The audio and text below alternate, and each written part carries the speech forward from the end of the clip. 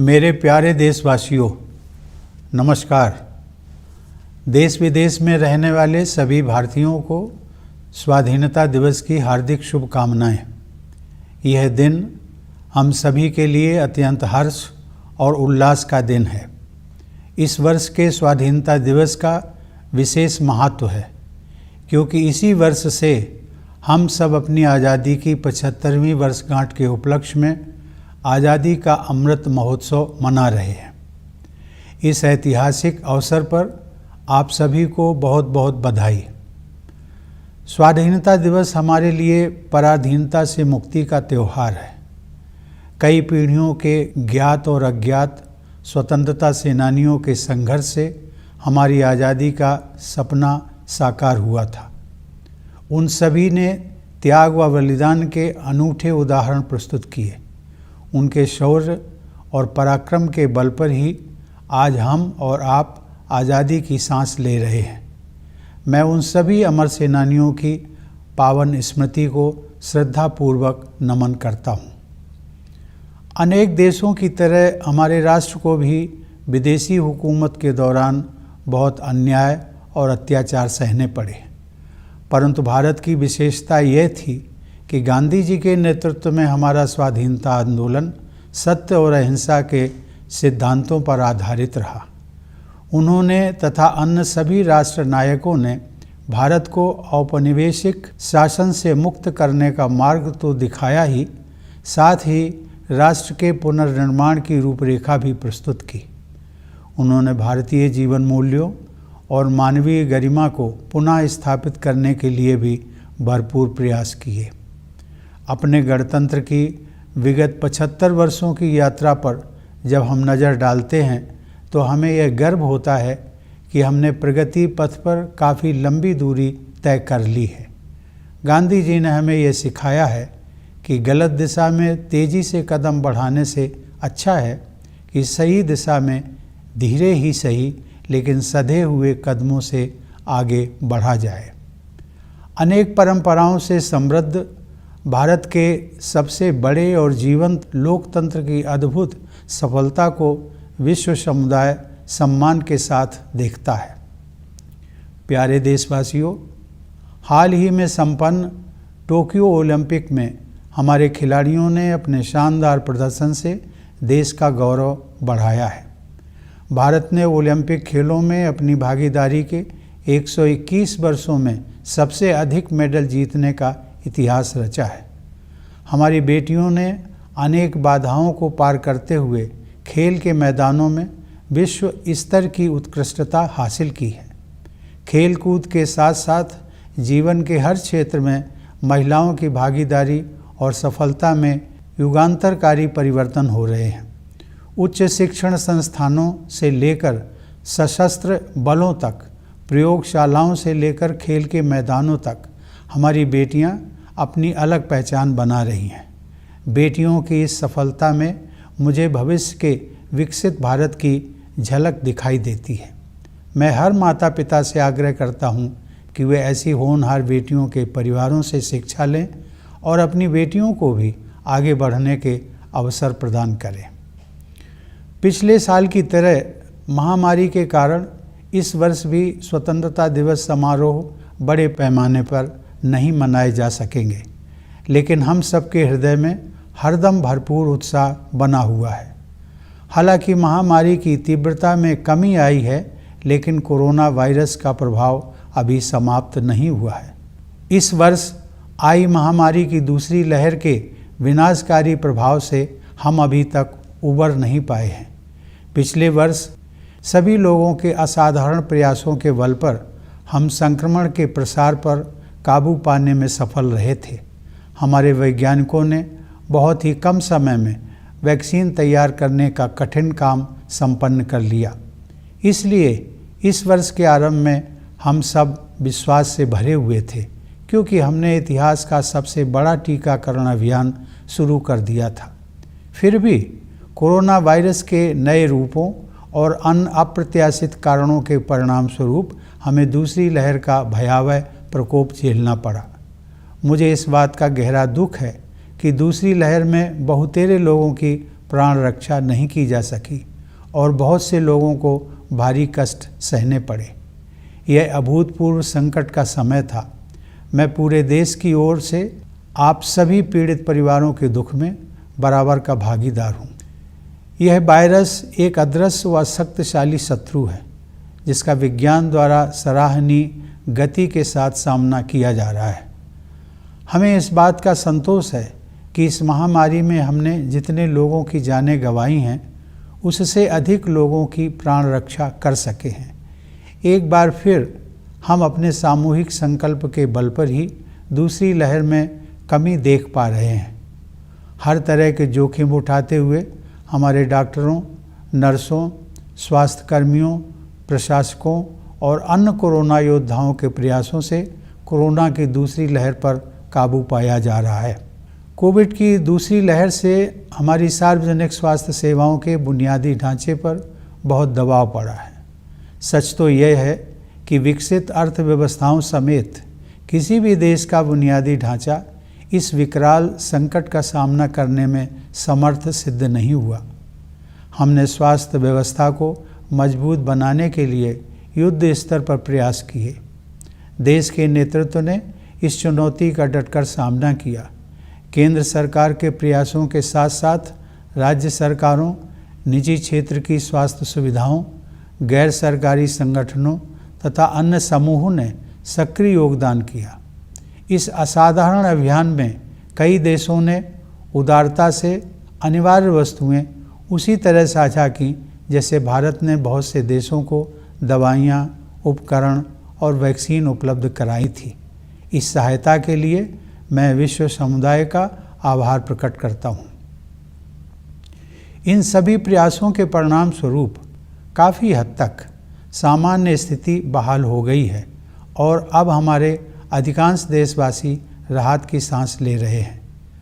अब तक के अनुभव से यही सीख मिली है कि अभी हम सबको लगातार सावधानी बरतने की ज़रूरत है। इस समय वैक्सीन हम सबके लिए विज्ञान द्वारा सुलभ कराया गया सर्वोत्तम सुरक्षा कवच है। हमारे देश में चल रहे विश्व के सबसे बड़े टीकाकरण अभियान के तहत अब तक 50 करोड़ से अधिक देशवासियों को वैक्सीन लग चुकी है। मैं सभी देशवासियों से आग्रह करता हूं कि वे प्रोटोकॉल के अनुरूप जल्दी से जल्दी वैक्सीन लगवा लें और दूसरों को भी प्रेरित करें। मेरे प्यारे देशवासियों, इस महामारी का प्रभाव अर्थव्यवस्था के लिए उतना ही विनाशकारी है जितना लोगों के स्वास्थ्य के लिए। सरकार गरीब और निम्न मध्यम वर्ग के लोगों के साथ साथ छोटे और मध्यम उद्योगों की समस्याओं के विषय में भी चिंतित रही है। सरकार उन मजदूरों और उद्यमियों की ज़रूरतों के प्रति भी संवेदनशील रही है जिन्हें लॉकडाउन और आवागमन पर प्रतिबंधों के कारण कठिनाइयों का सामना करना पड़ा है। उनकी ज़रूरतों को समझते हुए सरकार ने पिछले वर्ष उन्हें राहत प्रदान करने के लिए बहुत से कदम उठाए थे। इस वर्ष भी सरकार ने मई और जून में करीब 80 करोड़ लोगों को अनाज उपलब्ध कराया। अब यह सहायता दीपावली तक के लिए बढ़ा दी गई है। इसके अलावा कोविड से प्रभावित कुछ उद्यमों को प्रोत्साहन देने के लिए सरकार ने हाल ही में 6,28,000 करोड़ रुपए के प्रोत्साहन पैकेज की घोषणा की है। यह तथ्य विशेष रूप से संतोषजनक है कि चिकित्सा सुविधाओं के विस्तार के लिए एक वर्ष की अवधि में ही 23,220 करोड़ रुपए खर्च किए जा रहे हैं। मुझे इस बात की खुशी है कि सभी बाधाओं के बावजूद ग्रामीण क्षेत्रों में विशेष रूप से कृषि के क्षेत्र में बढ़ोतरी जारी रही है। हाल ही में कानपुर देहात जिले में स्थित अपने पैतृक गांव परौख की यात्रा के दौरान मुझे यह देखकर बहुत खुशी हुई कि ग्रामीण क्षेत्रों में लोगों के जीवन को सुगम बनाने के लिए बेहतर इंफ्रास्ट्रक्चर विकसित किया जा रहा है। शहरी और ग्रामीण क्षेत्रों के बीच की मनोवैज्ञानिक दूरी अब पहले की तुलना में काफ़ी कम हो गई है। मूलतः भारत गाँव में ही बसता है, इसलिए उन्हें विकास के पैमानों पर पीछे नहीं रहने दिया जा सकता। इसीलिए प्रधानमंत्री किसान सम्मान निधि सहित हमारे किसान भाई बहनों के लिए विशेष अभियानों पर बल दिया जा रहा है। ये सभी प्रयास आत्मनिर्भर भारत की संकल्पना के अनुरूप हैं। हमारी अर्थव्यवस्था में निहित विकास की क्षमता पर दृढ़ विश्वास के साथ सरकार ने रक्षा, स्वास्थ्य, नागरिक उड्डयन, विद्युत तथा अन्य क्षेत्रों में निवेश को और अधिक सरल बनाया है। सरकार द्वारा पर्यावरण के अनुकूल ऊर्जा के नवीकरणीय स्रोतों, विशेष रूप से सौर ऊर्जा को बढ़ावा देने के नवीन प्रयासों की विश्वव्यापी प्रशंसा हो रही है। जब ईज ऑफ डूइंग बिजनेस की रैंकिंग में सुधार होता है तब उसका सकारात्मक प्रभाव देशवासियों की ईज ऑफ लिविंग पर भी पड़ता है। इसके अलावा जन कल्याण की योजनाओं पर विशेष जोर दिया जा रहा है। उदाहरण के लिए 70,000 करोड़ रुपए की क्रेडिट लिंक्ड सब्सिडी योजना की बदौलत अपना खुद का घर होने का सपना अब साकार हो रहा है। एग्रीकल्चरल मार्केटिंग में किए गए अनेक सुधारों से हमारे अन्नदाता किसान और भी सशक्त होंगे और उन्हें अपने उत्पादों की बेहतर कीमत प्राप्त होगी। सरकार ने प्रत्येक देशवासी की क्षमता को विकसित करने के लिए अनेक कदम उठाए हैं, जिनमें से कुछ का ही उल्लेख मैंने किया है। प्यारे देशवासियों, अब जम्मू कश्मीर में नव जागरण दिखाई दे रहा है। सरकार ने लोकतंत्र और कानून के शासन में विश्वास रखने वाले सभी पक्षों के साथ परामर्श की प्रक्रिया शुरू कर दी है। मैं जम्मू कश्मीर के निवासियों, विशेषकर युवाओं से इस अवसर का लाभ उठाने और लोकतांत्रिक संस्थाओं के माध्यम से अपनी आकांक्षाओं को साकार करने के लिए सक्रिय होने का आग्रह करता हूँ। सर्वांगीण विकास के प्रभाव से अंतर्राष्ट्रीय मंच पर भारत का कद ऊंचा हो रहा है। यह बदलाव प्रमुख बहुपक्षीय मंचों पर हमारी प्रभावी भागीदारी में तथा अनेक देशों के साथ हमारे द्विपक्षीय संबंधों को सुदृढ़ बनाने में परिलक्षित हो रहा है। प्यारे देशवासियों, 75 साल पहले जब भारत ने आज़ादी हासिल की थी तब अनेक लोगों को यह संशय था कि भारत में लोकतंत्र सफल नहीं होगा। ऐसे लोग शायद इस तथ्य से अनभिज्ञ थे कि प्राचीन काल में लोकतंत्र की जड़ें इसी भारत भूमि में पुष्पित पल्लवित हुई थी। आधुनिक युग में भी भारत बिना किसी भेदभाव के सभी वयस्कों को मताधिकार देने में अनेक पश्चिमी देशों से आगे रहा। हमारे राष्ट्र निर्माताओं ने जनता के विवेक में अपनी आस्था व्यक्त की और हम भारत के लोग अपने देश को एक शक्तिशाली लोकतंत्र बनाने में सफल रहे हैं। हमारा लोकतंत्र संसदीय प्रणाली पर आधारित है, अतः संसद हमारे लोकतंत्र का मंदिर है, जहां जनता की सेवा के लिए महत्वपूर्ण मुद्दों पर वाद विवाद, संवाद और निर्णय करने का सर्वोच्च मंच हमें उपलब्ध है। यह सभी देशवासियों के लिए बहुत गर्व की बात है कि हमारे लोकतंत्र का यह मंदिर निकट भविष्य में ही एक नए भवन में स्थापित होने जा रहा है। यह भवन हमारी रीति और नीति को अभिव्यक्त करेगा। इसमें हमारी विरासत के प्रति सम्मान का भाव होगा और साथ ही समकालीन विश्व के साथ कदम मिलाकर चलने की कुशलता का प्रदर्शन भी होगा। स्वतंत्रता की 75वीं वर्षगांठ के अवसर पर इस नए भवन के उद्घाटन को विश्व के सबसे बड़े लोकतंत्र की विकास यात्रा में एक ऐतिहासिक प्रस्थान बिंदु माना जाएगा। सरकार ने इस विशेष वर्ष को स्मरणीय बनाने के लिए कई योजनाओं का शुभारंभ किया है। गगनयान मिशन उन अभियानों में विशेष महत्व रखता है। इस मिशन के तहत भारतीय वायुसेना के कुछ पायलट विदेश में प्रशिक्षण प्राप्त कर रहे हैं। जब वे अंतरिक्ष में उड़ान भरेंगे तो भारत मानव युक्त अंतरिक्ष मिशन को अंजाम देने वाला दुनिया का चौथा देश बन जाएगा। इस प्रकार हमारी आकांक्षाओं की उड़ान किसी प्रकार की सीमा में बंधने वाली नहीं है। फिर भी हमारे पैर यथार्थ की ठोस जमीन पर टिके हुए हैं। हमें यह एहसास है कि आज़ादी के लिए मर मिटने वाले स्वाधीनता सेनानियों के सपनों को साकार करने की दिशा में हमें अभी काफ़ी आगे जाना है। वे सपने हमारे संविधान में न्याय, स्वतंत्रता, समता और बंधुता, इन 4 सार गर्भित शब्दों द्वारा स्पष्ट रूप से समाहित किए गए हैं। असमानता से भरी विश्व व्यवस्था में और अधिक समानता के लिए तथा अन्यायपूर्ण परिस्थितियों में और अधिक न्याय के लिए दृढ़तापूर्वक प्रयास करने की आवश्यकता है। न्याय की अवधारणा बहुत व्यापक हो गई है, जिसमें आर्थिक और पर्यावरण से जुड़ा न्याय भी शामिल है। आगे की राह बहुत आसान नहीं है, हमें कई जटिल और कठिन पड़ाव पार करने होंगे, लेकिन हम सबको असाधारण मार्गदर्शन उपलब्ध है। यह मार्गदर्शन विभिन्न स्रोतों से हमें मिलता है। सदियों पहले के ऋषि मुनियों से लेकर आधुनिक युग के संतों और राष्ट्र नायकों तक हमारे मार्गदर्शकों की अत्यंत समृद्ध परंपरा की शक्ति हमारे पास है। अनेकता में एकता की भावना के बल पर हम दृढ़ता से एक राष्ट्र के रूप में आगे बढ़ रहे हैं। विरासत में मिली हमारे पूर्वजों की जीवन दृष्टि इस सदी में न केवल हमारे लिए बल्कि पूरे विश्व के लिए सहायक सिद्ध होगी। आधुनिक औद्योगिक सभ्यता ने मानव जाति के सम्मुख गंभीर चुनौतियां खड़ी कर दी हैं। समुद्रों का जल स्तर बढ़ रहा है, ग्लेशियर पिघल रहे हैं और पृथ्वी के तापमान में वृद्धि हो रही है। इस प्रकार जलवायु परिवर्तन की समस्या हमारे जीवन को प्रभावित कर रही है। हमारे लिए गर्व की बात है कि भारत ने न केवल पेरिस जलवायु समझौते का पालन किया है, बल्कि जलवायु की रक्षा के लिए तय की गई प्रतिबद्धता से भी अधिक योगदान कर रहा है।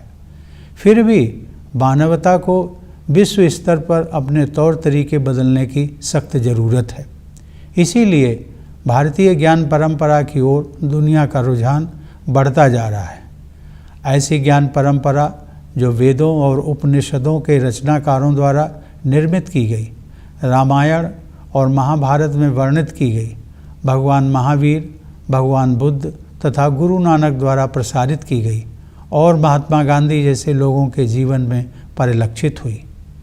गांधी जी ने कहा था कि प्रकृति के अनुरूप जीने की कला सीखने के लिए प्रयास करना पड़ता है, लेकिन एक बार जब आप नदियों और पहाड़ों, पशुओं और पक्षियों के साथ संबंध बना लेते हैं तो प्रकृति अपने रहस्यों को आपके सामने प्रकट कर देती है। आइए हम संकल्प लें कि गांधी जी के इस संदेश को आत्मसात करेंगे और जिस भारत भूमि पर हम रहते हैं उसके पर्यावरण के संरक्षण के लिए त्याग भी करेंगे। हमारे स्वतंत्रता सेनानियों में देश प्रेम और त्याग की भावना सर्वोपरि थी। उन्होंने अपने हितों की चिंता न करते हुए हर प्रकार की चुनौतियों का सामना किया। मैंने देखा है कि कोरोना के संकट का सामना करने में भी लाखों लोगों ने अपनी परवाह न करते हुए मानवता के प्रति निस्वार्थ भाव से दूसरों के स्वास्थ्य और प्राणों की रक्षा के लिए भारी जोखिम उठाए हैं। ऐसे सभी कोविड योद्धाओं की मैं हृदय से सराहना करता हूँ। अनेक कोविड योद्धाओं को अपनी जान भी गंवानी पड़ी है। मैं उन सब की स्मृति को नमन करता हूँ। हाल ही में कारगिल विजय दिवस के उपलक्ष्य में मैं लद्दाख स्थित कारगिल युद्ध स्मारक द्रास में अपने बहादुर जवानों को श्रद्धांजलि देने के लिए जाना चाहता था, लेकिन रास्ते में मौसम खराब हो जाने की वजह से मेरा उस स्मारक तक जाना संभव नहीं हो पाया। वीर सैनिकों के सम्मान में उस दिन मैंने बारामूला में डैगर वार मेमोरियल पर शहीदों को श्रद्धांजलि अर्पित की। वह मेमोरियल उन सभी सैनिकों की स्मृति में बनाया गया है जिन्होंने अपने कर्तव्य पथ पर सर्वोच्च बलिदान दिया है। उन जाबाज योद्धाओं की वीरता और त्याग की सराहना करते हुए मैंने देखा कि उस युद्ध स्मारक में एक आदर्श वाक्य अंकित है, मेरा हर काम देश के नाम। यह आदर्श वाक्य हम सभी देशवासियों को मंत्र के रूप में आत्मसात कर लेना चाहिए तथा राष्ट्र के विकास के लिए पूरी निष्ठा व समर्पण से कार्य करना चाहिए। मैं चाहूँगा कि राष्ट्र और समाज के हित को सर्वोपरि रखने की इसी भावना के साथ हम सभी देशवासी भारत को प्रगति के पथ पर आगे ले जाने के लिए एकजुट हो जाएं। मेरे प्यारे देशवासियों, मैं विशेष रूप से भारतीय सशस्त्र बलों के वीर जवानों की सराहना करता हूं, जिन्होंने हमारी स्वतंत्रता की रक्षा की है और आवश्यकता पड़ने पर साहस बलिदान भी दिया है। मैं सभी प्रवासी भारतीयों की भी प्रशंसा करता हूं। उन्होंने जिस देश में भी घर बसाया है वहां अपनी मातृभूमि की छवि को उज्जवल बनाए रखा है। मैं एक बार फिर आप सभी को भारत के 75वें स्वतंत्रता दिवस की पूर्व संध्या पर बधाई देता हूं। यह वर्षगांठ मनाते हुए मेरा हृदय सहज ही आज़ादी के शताब्दी वर्ष 2047 के सशक्त, समृद्ध और शांतिपूर्ण भारत की परिकल्पना से भरा हुआ है। मैं यह मंगल कामना करता हूं कि हमारे सभी देशवासी कोविड महामारी के प्रकोप से मुक्त हों तथा सुख और समृद्धि के मार्ग पर आगे बढ़ें। एक बार पुनः आप सभी को मेरी शुभकामनाएं। धन्यवाद। जय हिंद।